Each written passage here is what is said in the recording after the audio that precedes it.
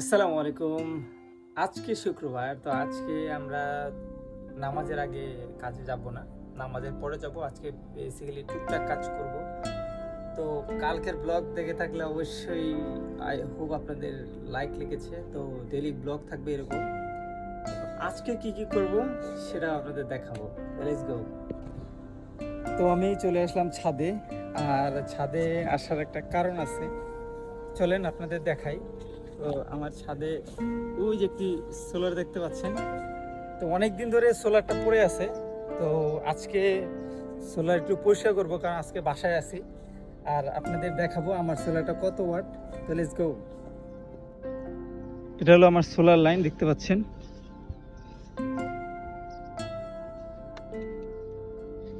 ও ছাদ অনেক গরম।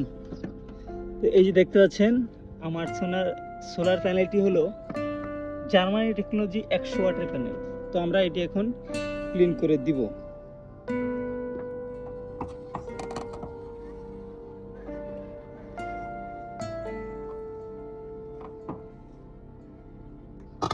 তো আমাদের সোলারটি আমরা ক্লিন করে ফেলেছি, দেখতে পাচ্ছেন 100 ওয়াটের সোলার প্যানেল, যে আমাদের সিঁড়ির ছাদে লাগাইছি। টিনটা অনেক গরম।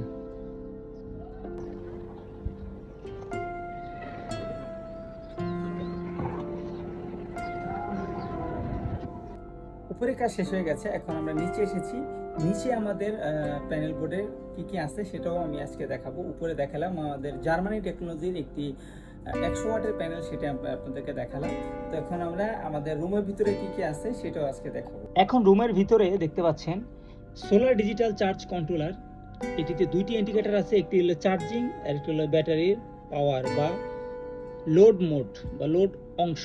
তো দেখতে পাচ্ছেন এখানে আমাদের এই যে ব্যাটারি আছে, এটা হলো দেখতে পাচ্ছেন 70 এম্পিয়ারের একটি ব্যাটারি। তো এগুলো দ্বারা আমরা বাসার ভিতরে এই দেখতে পাচ্ছেন লাইটটি জ্বলে উঠলো, এইটি হলো সোলারের লাইট, এবং এই অংশটি হলো ফ্যান। বেসিক্যালি কারেন্ট গেলে বা কারেন্ট থাকলেও এখন আমি বেশিরভাগই সোলার ব্যবহার করি। তো আজকে বাসায় সোলারের প্রত্যেকটা অংশ খুঁটিনাটিভাবে পরিষ্কার করব। তো আপনারা আমার সাথেই থাকুন। তো একটা চেষ্টা নিয়ে নিচে বসে পড়লাম। এখন আমি ব্যাটারির কি কি অংশ ময়লা আছে সেগুলো জিনিস পরিষ্কার করব। দেখতে পাচ্ছেন আমার ব্যাটারির দুইটা ব্যাটারির কানেক্টরের মধ্যে ময়লা জমে আছে। তো আজকে এই ময়লাগুলো পরিষ্কার করে দিব, কারণ এগুলো পরিষ্কার করে না দিলে আপনার এই যে নাটের যে অংশটা, এটা এক সময় খেয়ে ফেলবে। তো এটা একটা মেজর সমস্যা। যদি কোনো অভিজ্ঞ ভাই থাকেন তাহলে অবশ্যই আমাকে এটা জানাবেন যে এখানে কি জিনিস দিলে এখানে এরকম ময়লা হবে না। তো ব্যাটারি আমরা পরিষ্কার করে ফেলেছি, দেখতে পাচ্ছেন।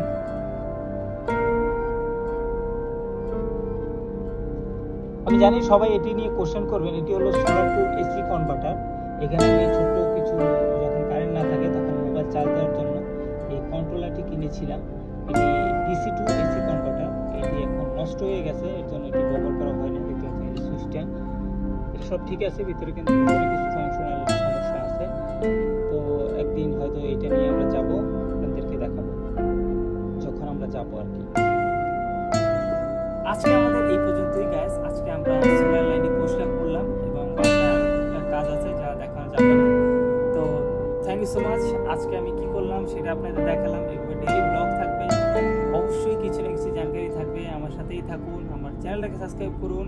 দেখা হচ্ছে আগামী ভিডিওতে। আল্লাহ হাফেজ, আসসালামু আলাইকুম। আমি আব্দুল্লাহ। আল্লাহ হাফেজ।